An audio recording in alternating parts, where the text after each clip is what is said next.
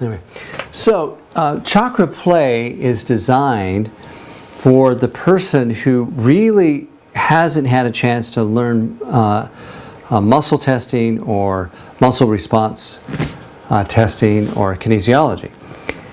It's designed to help bring them along so that they can feel their body in relationship to the chakras without having to have all that technical information. Because some people, it's just a lot of work to learn how to do that.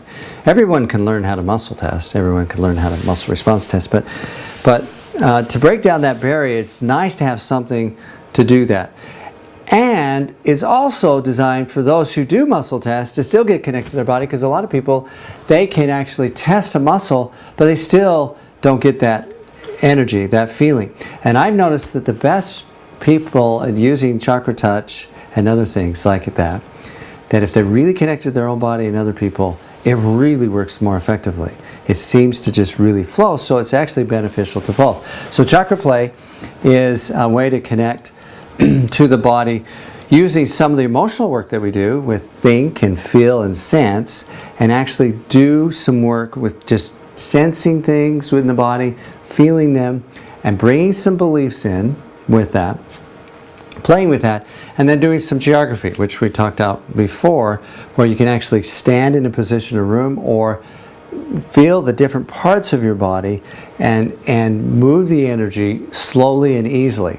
So it's an experiential seminar where some writing, some coloring, some movement, and be able to discern the different chakras with intuition, even if someone doesn't have intuition.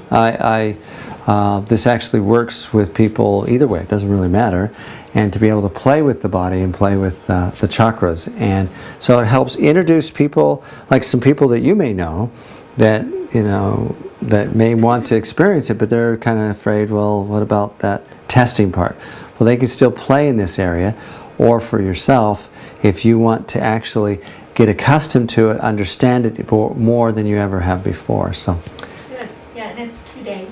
Yeah, it's 2 days, and we have some other states that have been wanting a lot of this, and so we wanted to take something as an intro. But then, as I mentioned to a massage therapist last night, like, wow, that's something I want, because I got to get used to understanding my body. So the last class that some of you took was the emotion course, and the feel and the thinking. To be able to discern that by learning how to sense that. So that's cool, because there's one way to test your body. Yeah, it's a thinker or a feeler.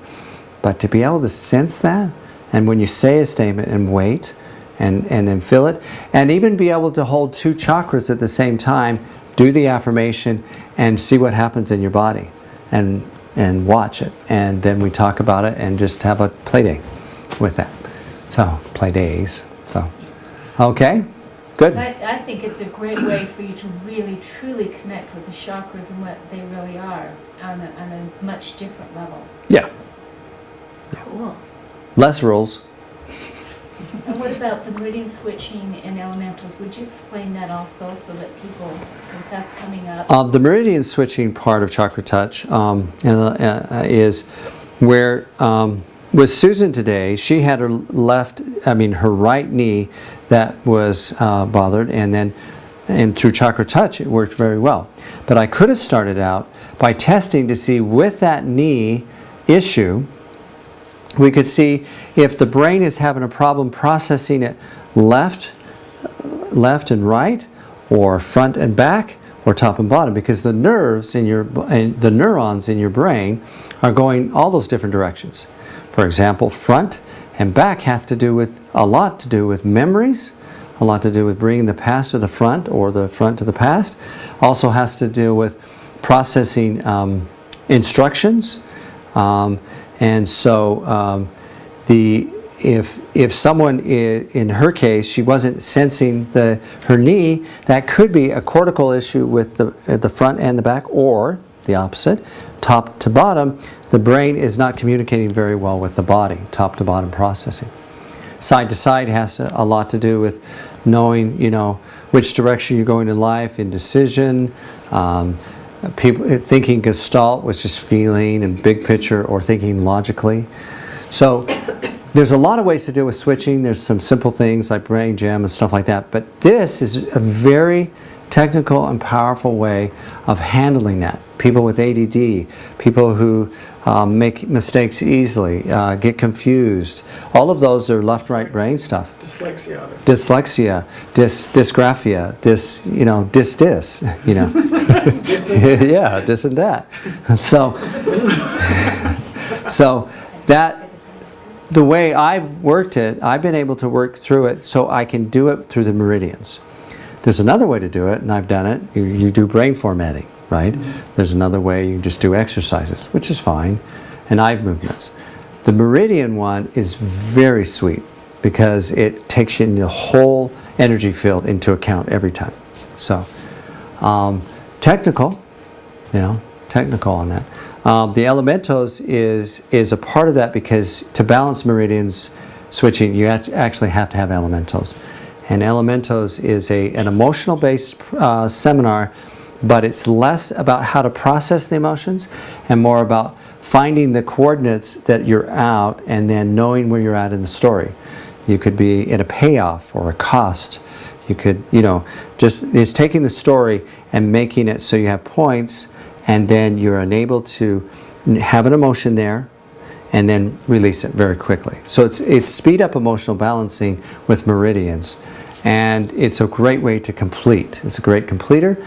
Or you can start out with that, and this is, I have this issue with and the meridians show it, and you can actually take them through a whole, this is my story, this is the cost I have, this is what I want to get out of it. I don't want to give up my donut because I get to be right. Mom can't tell me not to eat sugar, whatever. And then you get a benefit. So but elementals is essential to have with meridian switching because you can't do meridian switching without elementals. So, okay. Is that good? And elementos is great, like on the alignment statements. A lot of times when I get to the very bottom one, I am in choice or whatever that is, a lot of times that one's just not quite on, and I'll check elementals and do it, and it just... pulls it in. It just pulls that last piece in. So the chakras with affirmations help the whole field in the chakra area, but sometimes elementals comes in using the affirmation and helps it put it in the body, meaning integrate it in. So, so now, these are a lot of different courses. However, if you want the bigger picture, this is where it's at, And then you could take other work if you want. Kinesiologists actually could take formats from other work, put them online, do this kind of work, and it really solidifies it. It really is amazing. Because otherwise they take their work and have so much work to just hold it and keep it going, and this just makes it sweet. So you could do, even NLP, do your statements, do all that they're doing, and then do this, and then wow. Okay, what about the chakra connection? Is that something? That's further down the line. Chakra body connect. Yeah, chakra body connect is taking the chakra touch attributes and how right now you get a chakra, and then you have some attributes on the acupuncture meridian. This is actually taking and going further and helping you combine attributes in a way that really gets into the organs more and to states. The person has a particular state and is stuck there, and that one helps the body move it out, and it really is effective on people that are stuck. I mean, it's just like, whoa, it just helps them a lot. Less rules, but more points, meaning you have to know the points. You have to know them. So you need to go through chakra touch attributes first to get to that. Because if you don't know those, then it's a little more complicated. So that's a little bit down the right.